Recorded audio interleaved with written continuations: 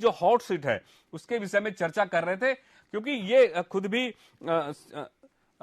CM Shivraj है, उनका क्षेत्र है, सीएम शिवराज लगातार दौरा करते हैं, उनके उस क्षेत्र में तमाम जो मतदाता है उनका बहुत बेहतर ख्याल रखा जाता है। लेकिन अभी कुछ देर पहले भी हमारी बात हो रही थी, अमित जो वहां के हमारे संवाददाता हैं अमित शर्मा, वो उनका भी कहना था कि अस्पताल जरूर लेकिन डॉक्टर्स नहीं है, शिक्षा की व्यवस्थाएं थोड़ी सी दिक्कतें हैं, रोड निर्माण का दिक्कत है, रोड नहीं है, ग्रामीणों में काफी दिक्कत, ग्रामीण क्षेत्रों में काफी दिक्कतें हैं। तो ये क्या शहरी क्षेत्रों में ही विकास हुआ है, ग्रामीण क्षेत्रों पर क्या बिल्कुल अलग कर दिया गया है विकास के मायने से?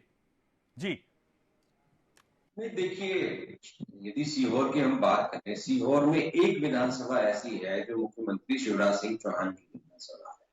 और यदि आप बुधनी विधानसभा में मुख्यमंत्री शिवराज सिंह चौहान के क्षेत्र में जाएंगे तो आप देखेंगे कि गांव गांव तक सड़कों का जाल बिछा हुआ है।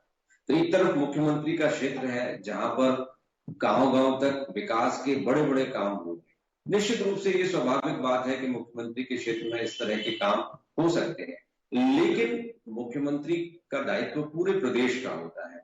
तो सीहोर जिले के बाकी विधानसभाओं के मतदाता भी उम्मीद रखते हैं कि मुख्यमंत्री ने जैसा बुधनी क्षेत्र का विकास किया है वैसे अन्य क्षेत्रों का विकास भी करें। जैसा कि अमित बता रहे थे कि निश्चित रूप से वहां पर बड़े बड़े अस्पताल हैं, लेकिन डॉक्टरों की कमी निश्चित रूप से बनी हुई है और सरकार अभी तक ग्रामीण क्षेत्रों में डॉक्टरों को पहुंचाने की व्यवस्था नहीं कर पाई, क्योंकि डॉक्टर्स खुद जाना नहीं चाहते गाँव में। और यदि बुधनी विधानसभा को छोड़कर अन्य विधानसभाओं में हम जाए तो निश्चित रूप से ग्रामीण क्षेत्रों में सड़कों की समस्या है। प्रधानमंत्री ग्रामीण सड़क योजना, मुख्यमंत्री सड़क योजना के तहत सड़कें जरूर बनी, लेकिन लंबे समय से उनका रखरखाव नहीं होने से कई गांवों में सड़कों की स्थिति जर्जर हो चुकी है, खराब हो चुकी है। तो सड़क एक मुख्य मुद्दा हमेशा रहा है। और 2003 में जब भारतीय जनता पार्टी मध्य प्रदेश में सत्ता में आई थी तो सड़क, बिजली और पानी के मुद्दे पर आई थी।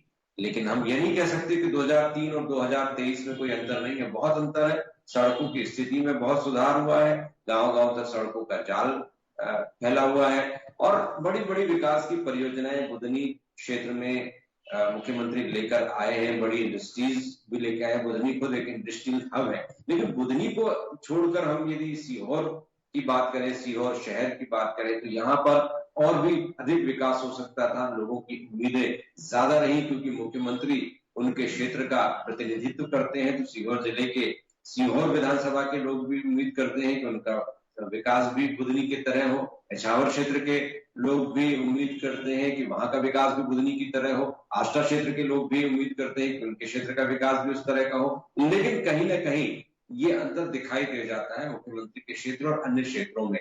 तो अब मध्य प्रदेश सरकार को ये कोशिश करनी पड़ेगी कि हर क्षेत्र में ठीक उसी तरह का विकास हो जो किसी मुख्यमंत्री के क्षेत्र में, किसी वरिष्ठ और कद्दावर मंत्री के क्षेत्र में होता है। क्योंकि कद्दावर लोग, बड़े नेता अपने क्षेत्रों में योजनाएं, इंडस्ट्रियां ले जाने में कामयाब हो जाते हैं, लेकिन इछावर है, इछावर के विधायक अभी तक इस तरह की इंडस्ट्री ले जाने में कामयाब नहीं हो सके। सीहोर में कोई बहुत बड़ा इंडस्ट्रियल हब नहीं बन सका।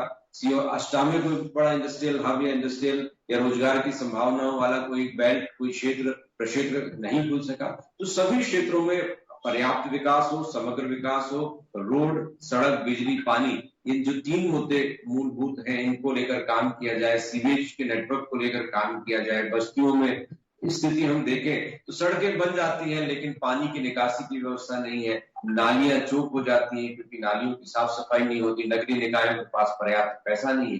तो विसंगतियां हैं।